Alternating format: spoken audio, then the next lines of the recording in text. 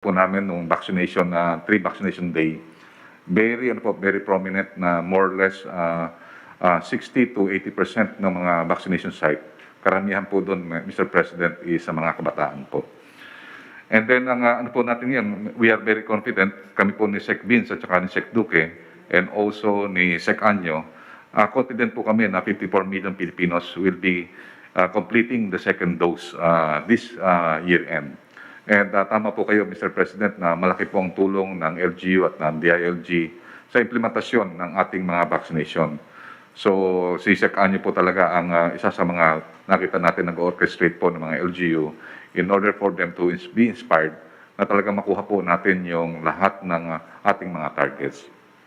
Next slide, please.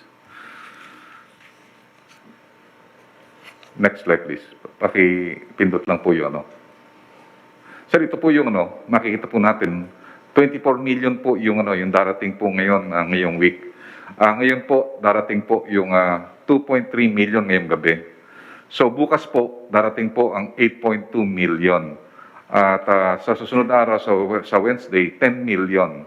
At sa susunod pa, meron pa tayong maabot na more or less 3 million. Sir, matutuwa po kami dahil kasi ang COVAX, ang nagbigay po ng marami na J&J kasi nag-request po kami dahil yun po para makuha po natin ang target tsaka po kasi marami po tayong geographically isolated areas ay talagang nakikita po natin na talagang kailangan na yung one dose. Mas madali po kasi one dose po yung J&J. So karamihan po ng mga po natin ng mga isolated areas, ng mga islands at saka yung malalayo sa Talaingod, sa Davao City, sa mga kanyang proplang areas, lalo na po yung mga lumad at saka mga ITAS po natin na parang hindi na po uulit na ma-deploy po po natin. So pakipindot lang po yung pakipindot lang po para makita po natin So makikita po natin ang darating po na doses for this week is 24,473,800 doses. Yung J&J po ay bigay po ng French government, Spanish government, Dutch government, Austrian government, Swedish government, at saka po ng lahat ng member ng EU through COVAX. So, napapasalamat po tayo sa COVAX dahil napakalaki po ng binigay nila. Ito namang 4.9 Pfizer, ito po yung procured natin na, tinatawag natin, ito yung 18 million na supposed to be na ma-deliver po ngayong December. Ang Moderna, ito po, donation din po ng COVAX, Mr. President. Ito po, maganda po ito dahil kasi yung Moderna pwede natin gamitin sa pang-boosters at saka pang-minors. Normally po, ginagamit natin ng Moderna pang-boosters, lalo na po sa mga may comorbidities. At the same time, ginagamit po natin yan sa ating mga healthcare workers. Magdodonate din po ang China. Nagkaroon po kami ng dinner ng Chinese ambassador and they will be donating another 2 million. And they are very thankful, Mr. President, na yung itong Sinovac, at least na-complete na po natin yung deliveries nila na more or less 50 million. And then another, yung AstraZeneca, this being procured by the LGUs and also by the private sector, meron pong 2.9 million. But partly, meron din pong galing sa UK na donated at sa other countries. So ito po, Mr. President, ito po nag-a-assure na pwede na nating expand ang ating boosters. At the same time, yung sinasabi niyo po, Mr. President, na kumpleto na po yung ating vaccine up to the middle of the year of 2022. So ibig sabihin po, Mr. President, yung ating procurement and other donations, yung incoming president po, wala na pong problema sa vaccine dahil kasi yung ating ginagamit na vaccine, yung dinideliver po ngayon, para po na next year na po yun. Kasi yung 158 po yun, 108 lang ang kailangan natin for this year, para sa 54 million. Yung na-deliver po natin doon, more or less 78 million. Ito po, ilalaan na po natin to for next year, for the rest of our milestone. Pakikita po mamaya, Mr. President, na planchado na po yung ating procurement and other deployment to 2022 year of administration. Next slide, please. Sir, kung makikita natin, itong 158, ito na po yung deliver na sa atin. So more or less kung ating target is only 54, 108 kayang-kaya na po nating magamit po. So tama-tama po na talagang meron pang more than 40 and marami pa po tayong darating na 51 million. So more or less 200 million po ang darating po ngayong year. So napakalaki ng ating magiging parang stockpile na kaya-kaya naman natin pong i-hold kasi karamihan po ng darating na mga vaccine, especially yung yung sa J&J. Nagpapasalamat po kami sa COVAX. Ang kanyang expiry date is 2023 pa. 2023 pa po yung kanyang expiry date. Meaning yung ating request na mas higher ang kanyang expiry date ay naibigay po na sa atin. Then pakikita po natin, Mr. President, malapit na talaga nating ma-breach yung 100 million. This is another significant milestone dahil kasi pagka once na-breach natin ng 100 million, more or less 50% po ang ating population ang makikinabang po na fully vaccinated. So makikita po natin na ang ating fully vaccinated na ngayon, Mr. President, is 41 million, which represents 53.20% or more than half of the percentage. Meaning, pwede na po tayo talaga mag-open and mag-expand for our boostering. At makikita po natin, ito ang ating pong tinututukan dahil kasi marami po nagsasabi ng mga expert na at least dapat ma-continuous po natin ang ating sustainment doon sa mga vaccinated na more than 4 to 6 months. So pag-aaralan po ng ating mga expert na kung pwede nating expand na yung mag-booster is 4 to 6 months. Pag-aaralan po natin yun, Mr. President.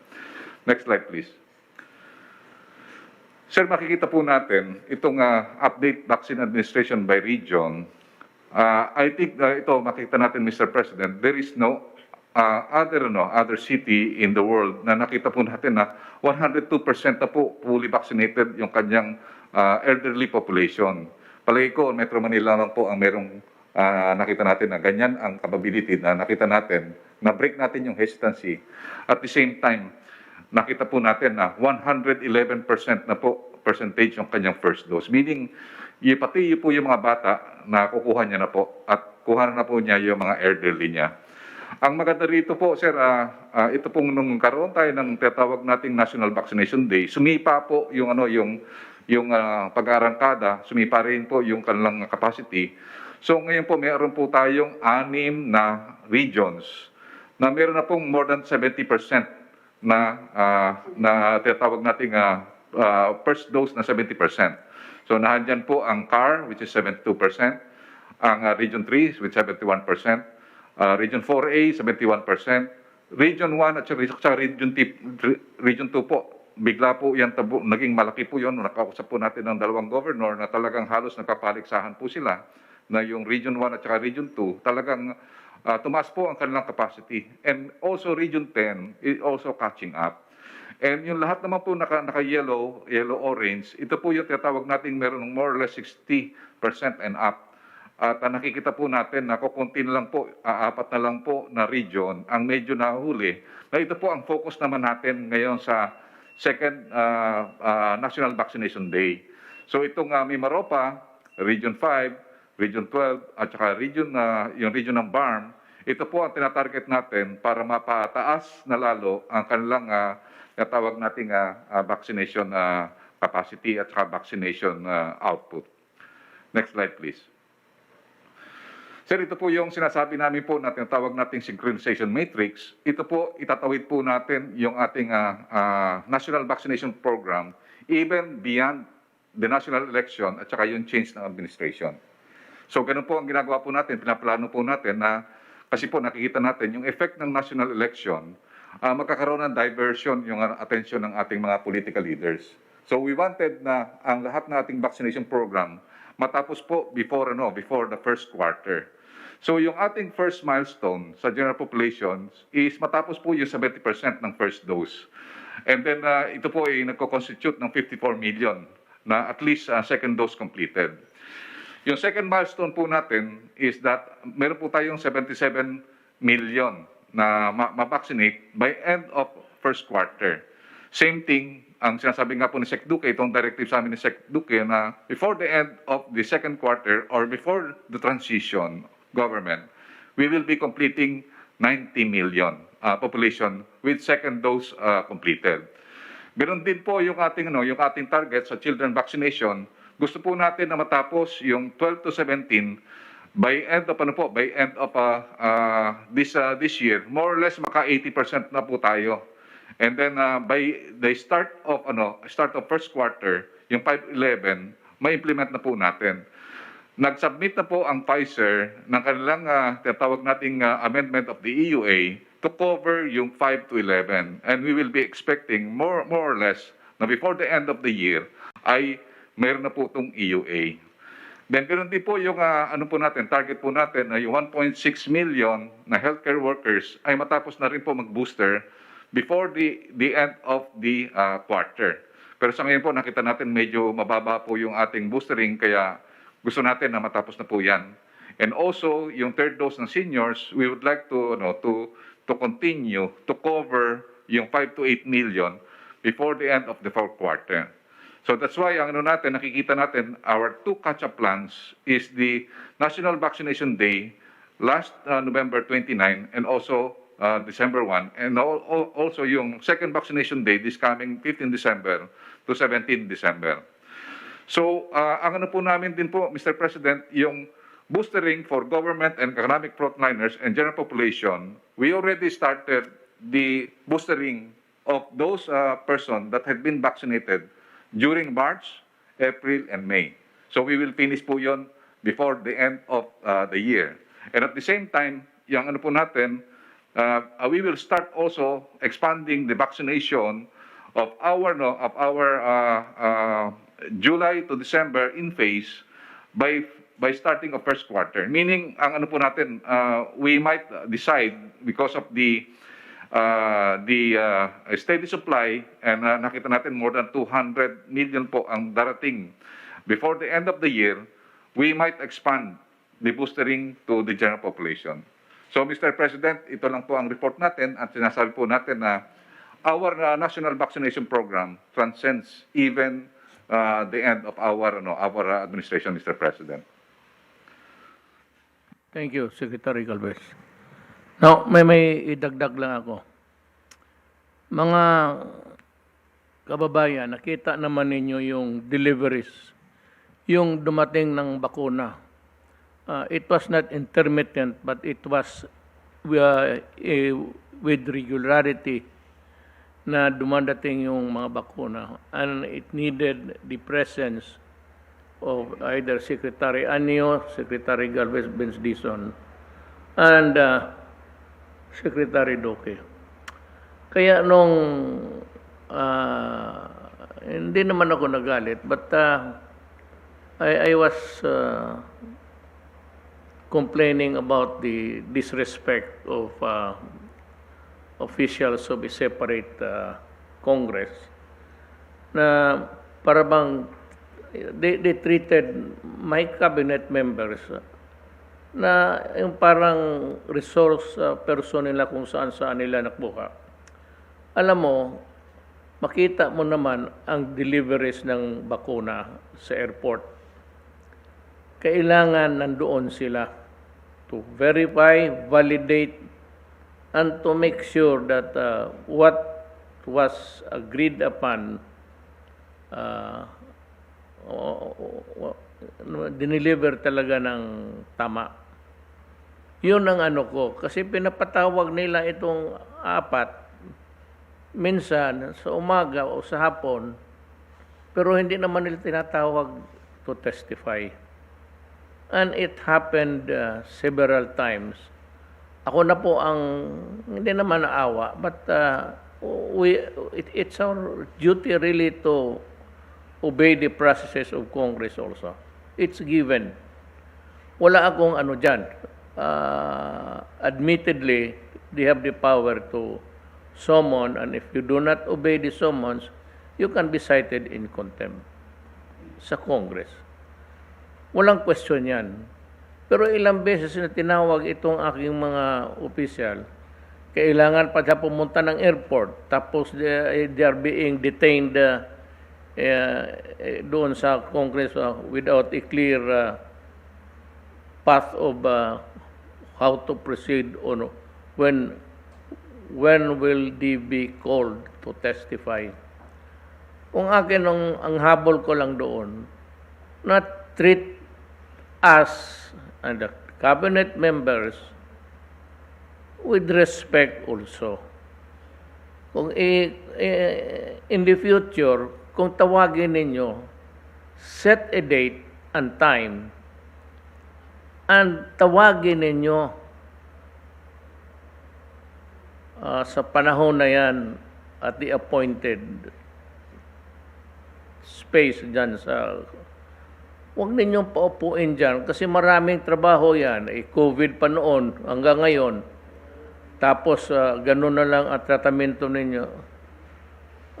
At kung parang pasigaw na ang tanong ninyo sa mga, they are also officials just like you.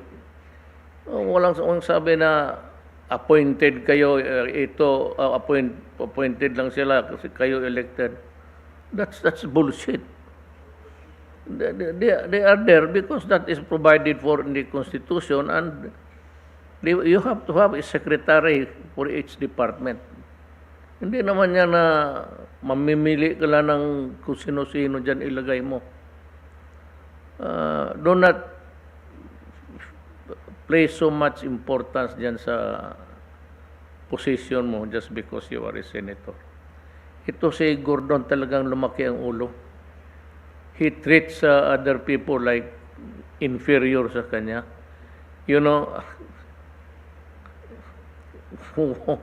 Gawain mo yan sa iba, wag sa akin. Putang ina mo. Talagang I will see to it that you will have your juice coming. Bastos ka eh. Bastos ka na tao, Gordon. Bastos ka.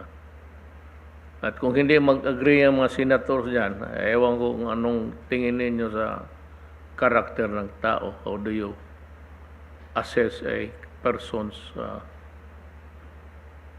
deportment in public? Bastos. Sigaw-sigaw ka ng kapareho mo. Hindi, you are no higher than the cabinet. Tabla-tabla lang tayo dito. Trabahan tayo sa gobyerno. Bakit ka ganun? Bumubula pa yung baba mo na yung sa parmalin. Sabi ko, durugin mo yan. Wala ka nakita sa investigasyon. Cleared by COA, nagalit ka. Tapos kalkal ka ng kalkal. Kasi kikilala ko yung mga negosyante. Gago ka, kasalanan ko ba yung mga tao dito kung sinong magpunta sa akin magpakilala.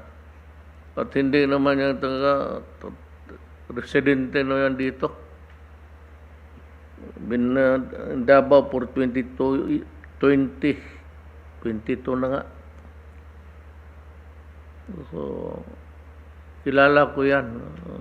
Kaya kita mo transaction, malinis. Wala ka namang nakita. Walang overprice. Walang ghost deliveries. Wala kang nakita. Gusto mo kalkalin lahat. Hanggang dumating ka doon sa taxes. Walang bayad. Di patayin mo. Dapat sunugin mo yan sila. Pero huwag yung mga cabinet members na gano'n ang tratamento ninyo. Kaya ako napilitan maggawa ng memorandum. Bahala ng Supreme Court dyan. Hindi ako papayag na or whatever is the outcome of that case, at least magkaroon tayo ng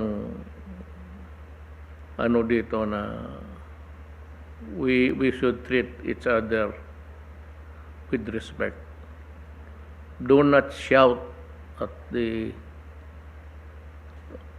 fellow workers of government, lalo na mga cabinet members. Kasi tinuloy mo yung gano'n, magkagulo talaga tayo.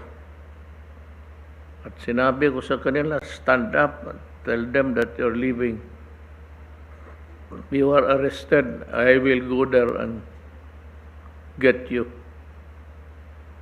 Ayaw ninyo, di gulo. Yung mga sabi niyo, I'm threatening. You are the one threatening the entire program of government. Anong threatening? Kayo lang ba ang marunong magsigaw-sigaw sa tao? Kung sabihin ko sa inyo yung putang ina ka, sige daw, anong sagot mo? Saan mo gustong makita tayo? Kalaki-laki ng mukha mo, hindi magmintis itong sampal ko. Let's ka. We go now to Secretary Anyo sa update sa granular lockdown health protocol at telecommunications.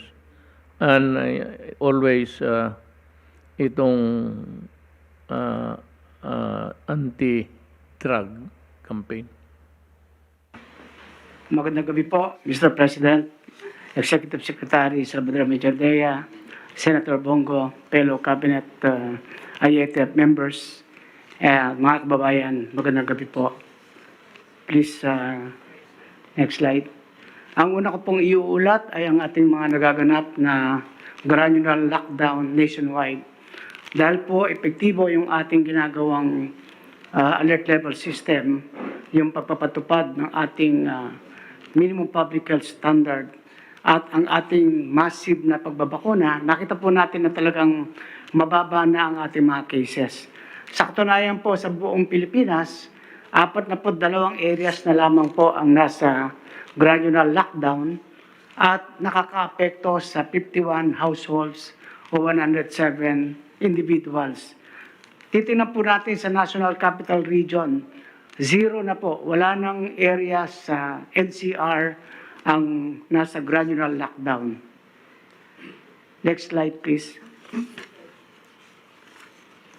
Dito naman po sa ating record ng mga violations sa community health protocols. Makikita po natin na sa loob ng isang linggo, medyo tumaas ng konti ang mga nahuli natin na hindi nagsusuot ng mask. Pero bumaba naman po ang ating violation sa mass gathering at tumaas din ng konti ang ating pagbabiolate sa physical distancing. Tuloy-tuloy pa rin po natin i-implement ito para ma-instill natin ang disiplina sa ating mga kababayan. Next slide, please. Dito naman po, Mr. President, magbibigay po ako ng ulat sa paggamit ng Stay Safe Philippines contact tracing apps. Ito po yung official na contact tracing apps na ginagamit ng ating mga LGUs at ating pong iminumungkahi sa ating mga kababayan na sila po ay mag-register.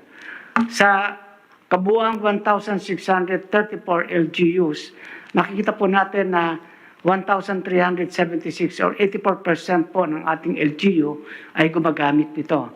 At a total of 123,003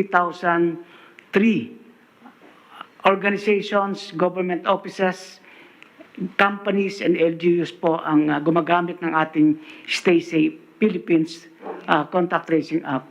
At sa registered po na 8.9 million registered user, nakapag-generate ng 7.07 QR codes at nakapag-scanning ng 22,994,866 QR scanning. Ito po ay napaka-importante sapagkat dito po napatunayan natin 56 na confirmed individual ang nahuli natin o nakita natin lumalabag at pumunta sa iba't ibang probinsya. Kaya nabigyan din natin ng impormasyon yung mga probinsya na ito at nakapaghanda at nakapagkandak po ng contact tracing. So atin muli hinihimok natin yung ating mga kababayan na mag-register sa Stay Safe Philippines contact tracing application. Next slide. Sa inyo naman pong pag-uutos, Mr. President, na pabilisin ang pagbibigay ng mga permit sa ating mga towers para makatulong sa ating telecommunication, lalo na ang karamihan natin mga activities na ngayon ay based online. Meron pong 4,172 na mga approved permit or clearances na nakatayo ngayon sa 538 cities and municipalities. So sa ngayon po ay 1,087 ang pending permit or clearances at ito ay pinoprocess ng 273 cities and municipalities. Pinasimplify po natin ang mga requirements kaya napakabilis na po ang pag-i-issue ng mga permit. Next slide. Dito naman po sa larangan ng anti-drugs. Kahit po nasa pandemic tayo, tuloy-tuloy pa rin ang ating mga operations. Nakapag-conduct po tayo ng 940 operations sa loob ng isang linggo. Actually po, ito ay December 5 to 11, so almost mga 6 days lang po. At nakapag-aresto tayo ng 1,253 suspects, mayroon 21 na nag-surrender at wala namang nasawi sa mga nasabing operasyon. Ang total estimated value na ating nasamsam sa loob ng 6 na araw, 72,869,498 pesos. Ngayon naman po, Mr. President, konting update lang po. Dahil po sa papasok na bagyong Odette na inaasahan natin papasok, simula bukas ng gabi at aalis hanggang December 18, nagpalabas na po tayo ng alert at ng advisory sa ating mga LGUs upang makapaganda sa darating na bagyo. At muli po ay nire-remind natin ang lahat ng mga local chief executives na dapat kayo ay nasa kani-kanilang mga nasasakupan bago, habang at papalabas ang bagyo. At ito ay magpapatupad ng ating off-plan listo. At sa susunod naman pong bakunahan, yung bayanihan, bakunahan part 2 na gagawin po natin sa December 15 to 17, yung pong mga tatamaan ng bagyo ay atin muna i-reset into December 20, 21, and 22. Sa ngayon po ay mayroon ng 32 probinsya na nakapagtala ng 70% and up sa first dose sa target population at 22 probinsya naman ang mayroong 50% and up na fully vaccinated sa kanilang target population. After po ng bakunahan, bayanihan bakunahan part 2, ay magbibigay ako ng ulat sa mga individual na performances ng ating region, probinsya, cities, and highly urbanized cities, and even yung tinatawag natin independent component cities. So yun lamang po, Mr. President, kami po ay naghahanda para sa ating bakunahan, bayanihan bakunahan part 2. Magandang gabi po.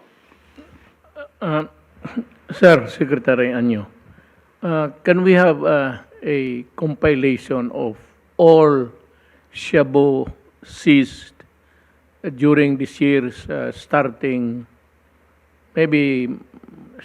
during my term, kung ilan na ang toneladang shabu na embargo ng gobyerno?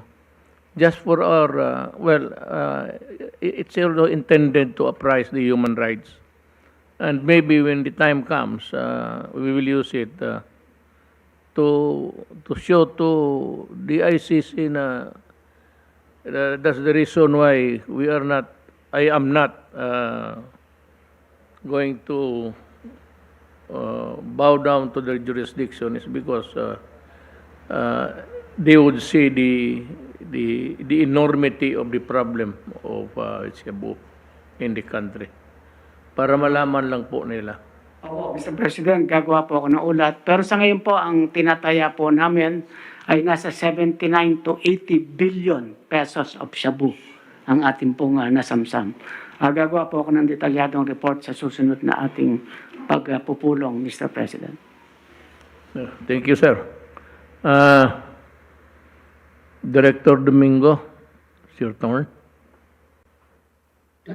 Magandang gabi po, Mr. President. Good evening po kay Senator Bongo, KES, tsaka sa mga miyembro po ng Cabinet.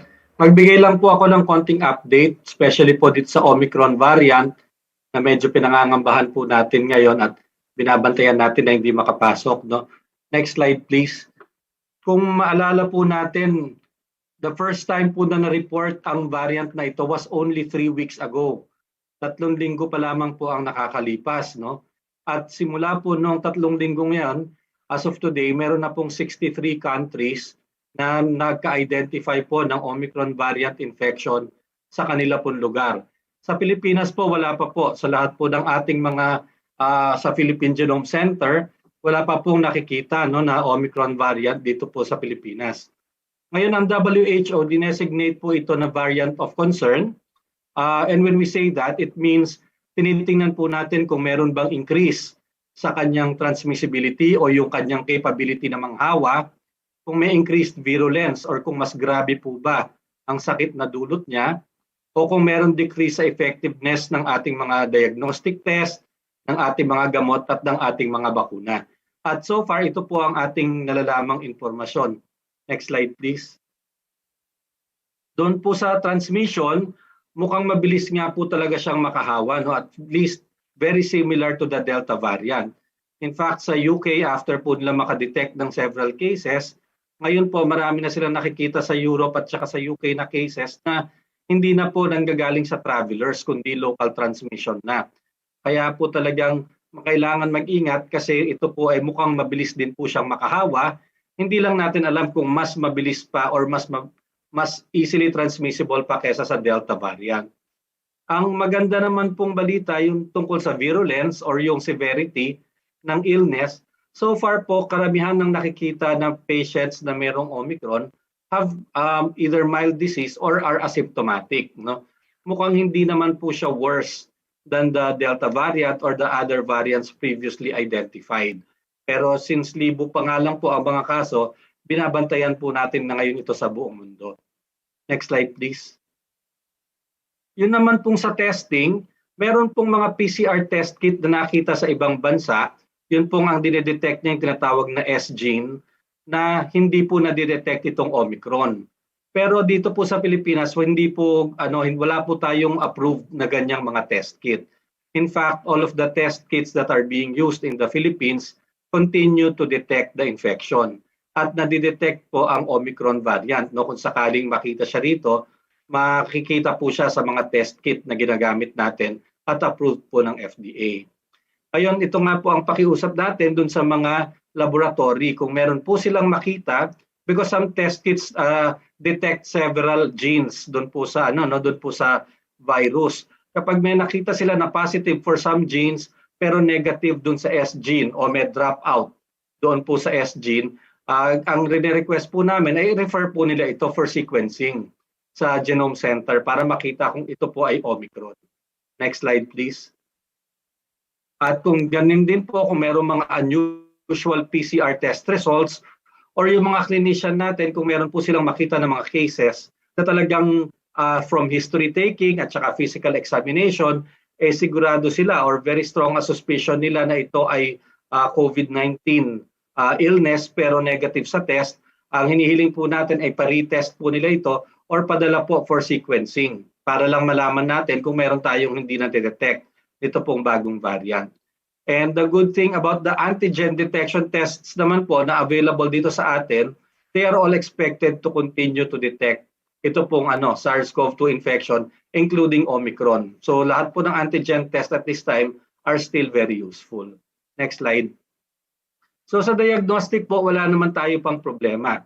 Sa therapeutics naman po, karamihan ng gamot na ginagamit for severe illness are still expected to work, especially po yung mga non-specific na gamot na ginagamit para po ma-block ang inflammation or ma-modulate ang inflammation at saka yung antithrombotics para hindi mag-clot ang dugo. Ito po mga gamot na to katulad ng corticosteroids, yun po mga interleukin receptors na tinatawag natin, and antithrombotics o pampalab ng dugo are expected to retain their efficacy. So magagamot pa rin naman po ang mga kaso na severe cases kahit po ibang variant o itong bagong variant na ang darating. Next slide.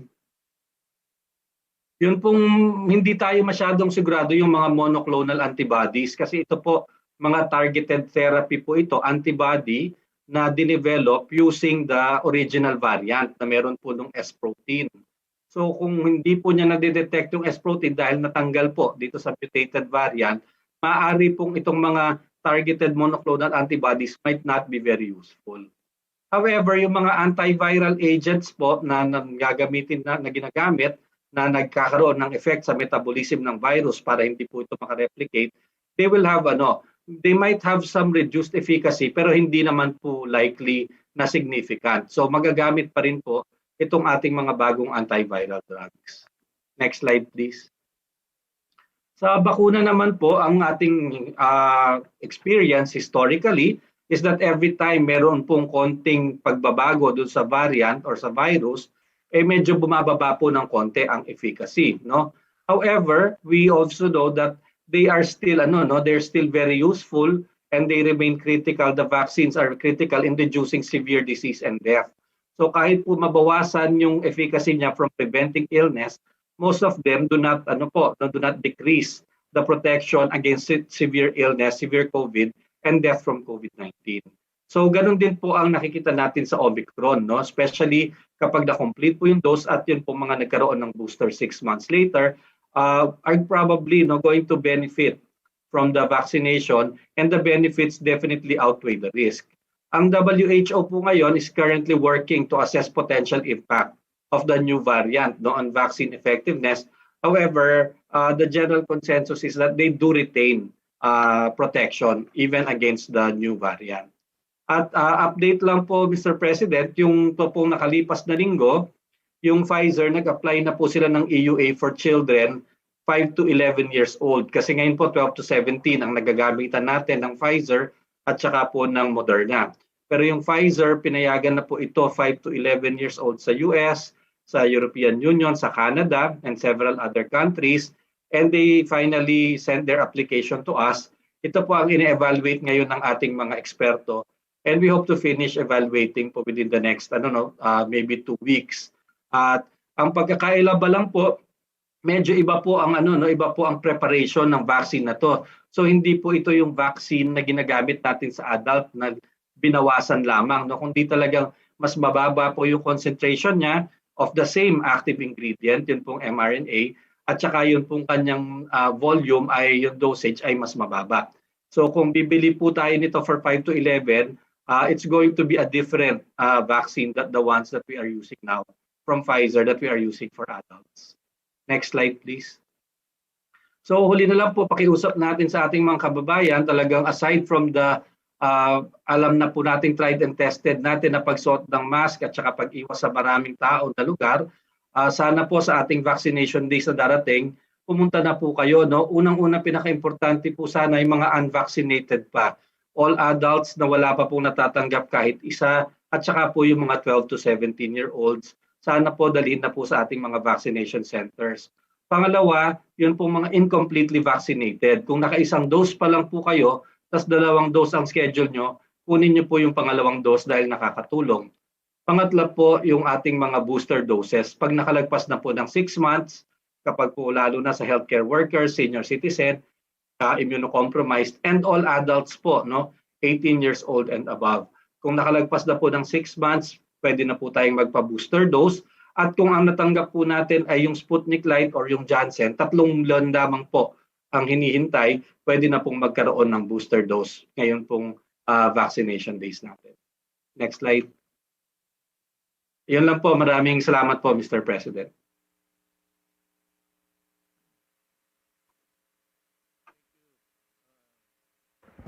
Thank you, Dr. Domingo. And I would call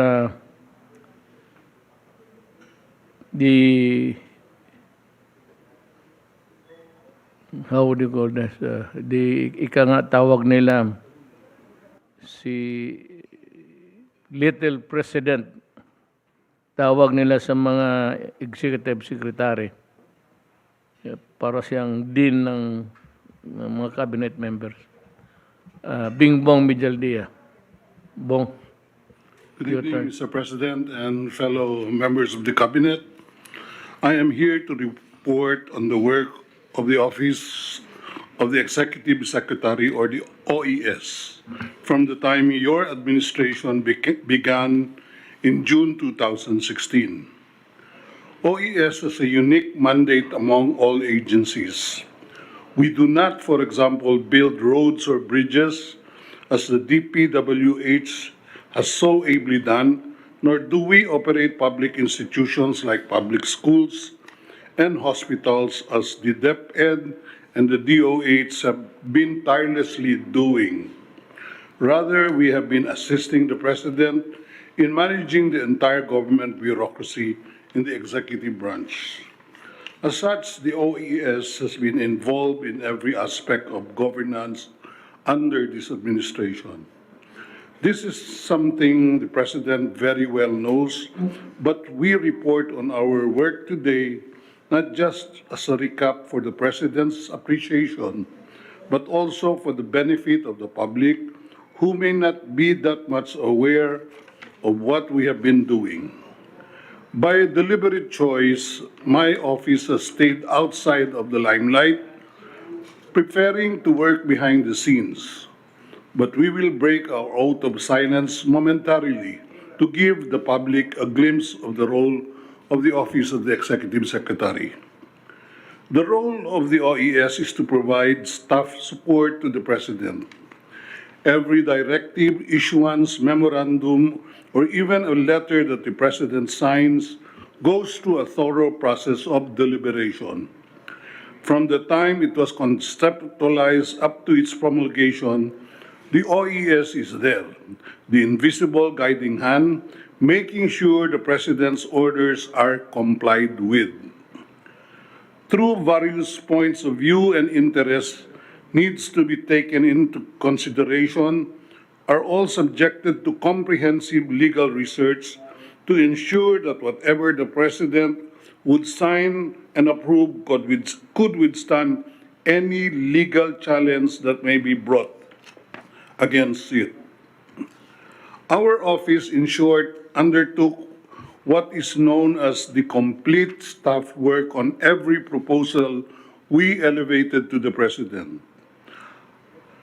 As of this date, the OES has processed a total of 156 executive orders, 1,257 presidential proclamations, 92 memorandum circular, 44 administrative orders, and 58 memorandum orders. Whether these issuances have met expectations is ultimately up to the President to say. But I wish to draw attention to the fact that thus far, not a single executive order, proclamation, memorandum circular, or other executive issuance of the President has been struck down by the courts. Some have challenged, such as the issuance of the Boracay Rehabilitation and martial law in Mindanao, but their validity has been upheld. My report today will focus only on three of the major aspects necessary for development, that is, governance, health, and national security and peace. The other aspects will be subject of another report in the near future. On health, the OES, together with the Department of Health, assisted the President in implementing this directive to ban smoking in public places. The President issued EO number 26, Series 2017, which prohibits smoking within enclosed public places and public conveyances. In compliance to the directive of the President to provide a comfortable life for all, EO number 104, Series 2020, and EO number 155, Series 2021, aims to improve the healthcare access by regulating the retail prices of drugs and medicines. The EOs impose maximum retail price and or maximum wholesale price on components to medicines for the top killers in the Philippines, like hypertension, diabetes, mellitus, and cancer. In 2020, the President was faced with the monumental task of fighting COVID-19 pandemic through the implementation of a nationwide COVID-19 strategy, which involves a widespread vaccination program, the strengthening of the Philippine healthcare system, and testing and contact tracing measures. Through EO 112 Series 2020, the first enhanced community quarantine was imposed. To ensure the accessibility and affordability of COVID-19 tests and test kits, the President issued EO 118 Series 2020, which directed the DOH in coordination with DTI to determine, formulate, and implement a price range for COVID-19 test kits and testing administered by hospitals, laboratories, and other health establishments and facilities. To enable the government to buy and administer vaccines in order to secure the health and lives of the Filipino people, the President issued EO number 121, Series 2020, granting authority to the Director General of the Food and Drug Administration to issue emergency use authorization for COVID-19 drugs and vaccines upon proof of adequate data from well-known controlled trials. The President also recently issued EO 154, Series of 2021, directing the establishment of the Overseas Filipino Workers Hospital and creating the Interagency Committee on the OFW Hospital. It seeks the establishment of a specialty government hospital primarily devoted to OFWs in recognition of the valuable contribution of Filipino migrant workers and to alleviate their health concerns and problems. On governance, in compliance with the President's directive to improve the service of government by making government offices more efficient, transparent, and accountable, the OES prepared the following key issuances which the President approved. EO number 2, Series 2016, operationalized the Freedom of Information right. EO number 77, Series 2019, laid down the rules for government official and foreign travels of government personnel. Administrative Order number 23, Series 2020, in conjunction with the Anti-Red Tape Act, required all government agencies to retain only requirements, steps, and processes necessary to perform their mandate. Bawal na yung dadaan ng papel sa 10 tagapirma kung pwede naman pala isang tao lang ang mag-check at a-approve ng requirements. True to the Tatak Duterte Seal of Governance, the OES pushed the establishment of the 8888 Citizens Complaint Hotline, 8888 Citizens Complaint Center, which operates 24 hours from Mondays to Sundays to allow the public to report their grievances via calls, text messages, and its website. The 8888 Citizens Complaint Center started its operations on November 3, 2017, with 40 telephone lines only and 153 human resources, and was able to handle 46,264 calls. The center currently has 60 lines and 131 staff, and was able to handle 689,074 calls from January to November of this year. Hindi ako masyadong magaling sa math, but from 46,000 to 689,000 process call, that is very significant. That is 689 Filipinos who were able to get in touch with government. The Executive Secretary is often referred to as the Little President, or described as primus inter pares, the first among equals. But with it comes the arduous task of making sure the President's directives are strictly complied with, which includes disciplining officials that go astray. The office also has been providing technical legal assistance to the President in review of the enrolled bills passed by Congress. We processed, reviewed, and recommended the total of 612 enrolled bills from July 1, 2016 to March 2021, which were eventually signed by the President into law. Among the priority legislation enacted into law during the 17th Congress are the University Access to Free Tertiary Education Act, the Bangsa-Moro Organic Law, the Philippine Identification System Act, Ease of Doing Business Act, the Train Law, Expanded Maternity Leave Law, and the Universal Health Care Act. During the 18th Congress, the Congress passed into law the Bayanihan to Heal as One Act, Bayanihan to Recover as One Act, Anti-Terrorism Act of 2020, Coconut Farmers and Industry Trust Fund Act, Malasakit Center Act, and the COVID-19 Vaccination Program Act of 2021. On the national security and peace, lastly, I shall now turn to our contributions towards upholding national security and peace. In view of the President's desire for a decisive response against the so-called Islamic State of Iraq and Syria, the President declared martial law in Mindanao in 2017.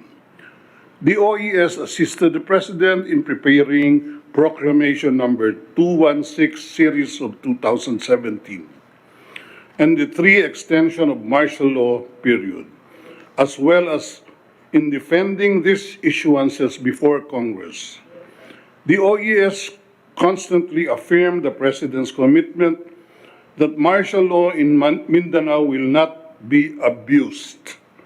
True enough, our uniformed personnel implemented martial law in Mindanao in an orderly and lawful manner. As I mentioned earlier, all proclamations of the President on martial law in Mindanao were upheld by the courts. When the President assumed office, he opened channels for peace to all rebel groups, including the NDF, CPP, NPA. In spite of the best efforts of the administration, the NDF, CPP, NPA engaged in various acts of hostility and terroristic violence. This led to the issuance of Proclamation Number 360, Series of 2017, declaring the termination of peace negotiations with NDF, CPP, NPA, and was later on followed by Proclamation Number 374, Series 2017, declaring the CPP, NPA a designated identified terrorist organization under the Terrorism Financing, Prevention, and Suppression Act of 2012.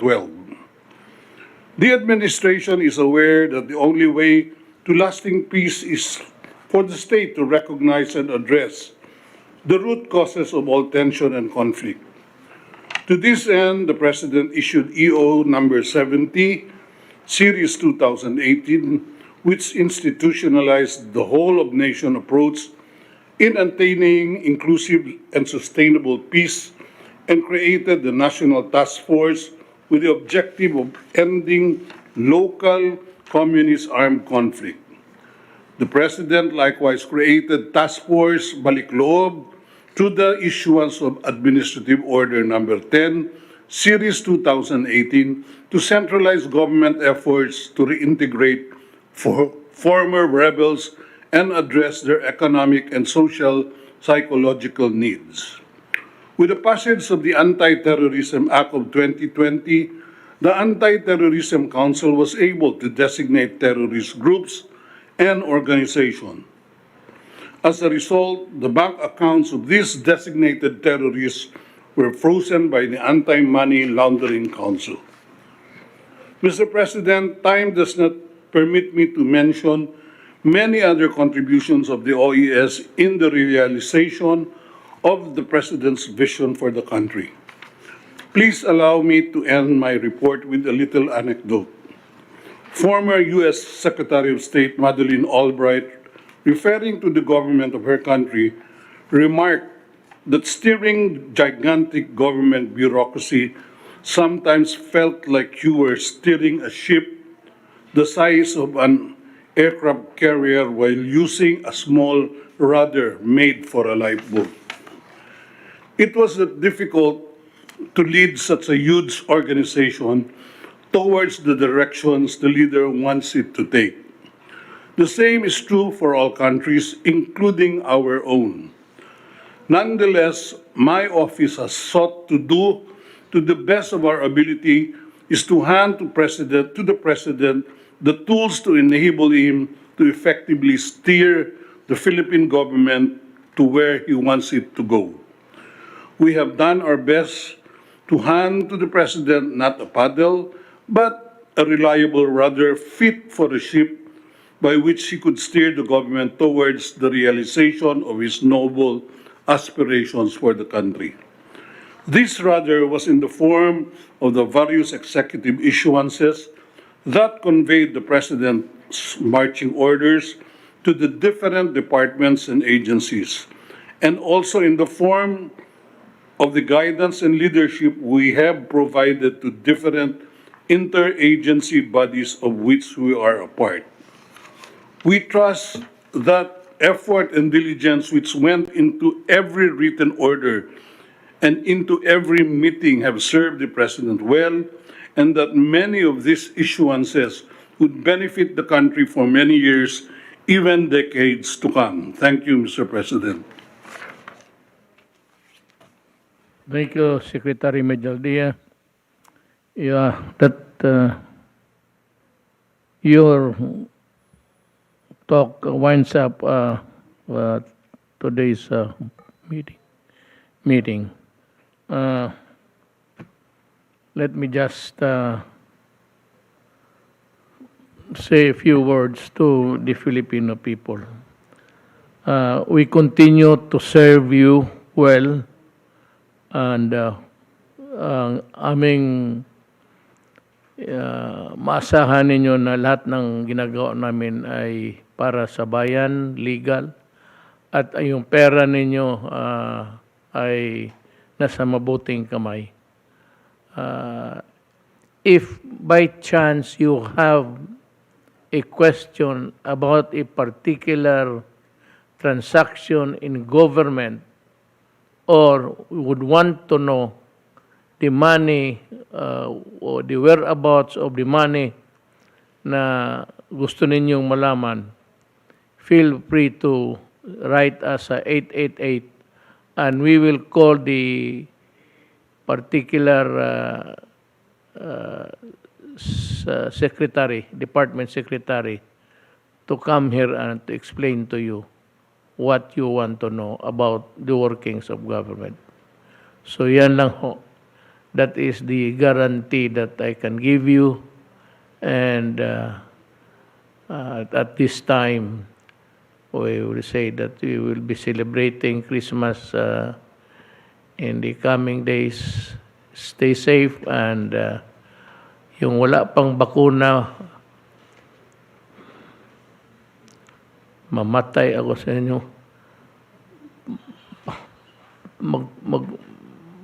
Mamatay ako o kayo ang patayin ko. Magpabakuna kayo para sa kabakanan ng ating bayan lahat. And yung wala pang booster, magpa-booster na kayo. Nandyan yung bakuna, nandyan na for your pleasure of using, para ang ating bayan makakamit ng maybe herd immunity. It is not coming forthwith, but maybe in a few months we'd be able to do that. Maraming salamat sa pagtangkilig sa programang ito at mabuhay ang Pilipino. Salamat po.